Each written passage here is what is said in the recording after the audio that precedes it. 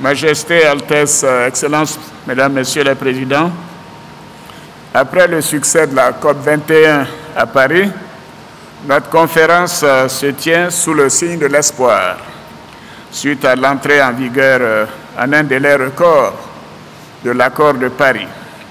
Et je voudrais à cet égard féliciter le président François Hollande ainsi que ses collaborateurs, le ministre Laurent Fabius et la ministre Ségolène Royal, pour leur contribution à cette évolution importante de notre agenda pour le climat. L'accord de Paris a été ratifié par la Côte d'Ivoire et aussi par une majorité requise des pays membres. Et il s'impose désormais à tous nos États. Le moment est venu donc de rendre l'accord de Paris irréversible. Et j'ai bien noté la contribution du président français qui disait que cet accord est maintenant irréversible en droit comme en fait. Et nous pensons qu'il faut maintenant travailler à ce qu'il devienne opérationnel dans tous ses aspects. La conférence de Marrakech doit donc être la conférence de l'action, de la vérité, comme disait Sa Majesté, et de la solidarité. Elle doit, dans cette perspective, permettre de doter notre communauté des outils indispensables au suivi de nos engagements nationaux. Elle doit aussi permettre de poursuivre la mobilisation des ressources attendues par les pays en développement dans le cadre de leur adaptation aux effets du réchauffement climatique. Toutefois, comme l'indique les dernières déclarations du secrétaire général des Nations Unies, l'objectif de limiter le réchauffement de la planète à 2 degrés, voire 1 degré centigrade d'ici à 2100, ne sera pas atteint avec le niveau actuel de nos engagements.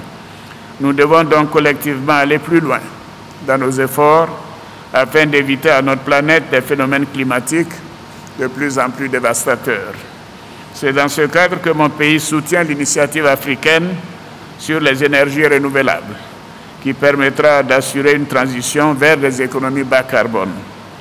La Côte d'Ivoire tiendra ses engagements annoncés à Paris, notamment dans le domaine de la transition énergétique, par une agriculture intelligente face au climat, ainsi que par la préservation et la protection de l'environnement. Majesté, Altesse, Excellences, Messieurs et Mesdames les Présidents, les drames des réfugiés climatiques qui se déroulent en Méditerranée, au Sahel et dans le Pacifique est une menace réelle pour la paix et la sécurité internationale, face à laquelle le Conseil de sécurité des Nations Unies devrait réagir avec plus de vigueur. La Côte d'Ivoire, qui est candidate à un siège de membre non permanent au Conseil de sécurité des Nations Unies pour la période 2018-2019, compte sur le soutien de chacun de vos pays. Elle entend se joindre aux autres membres du Conseil de sécurité pour que le débat sur cette question débouche sur de réelles solutions, en faveur notamment des petits États insulaires du Pacifique. Mesdames et Messieurs, la conférence de Marrakech nous donne l'opportunité d'aller plus loin.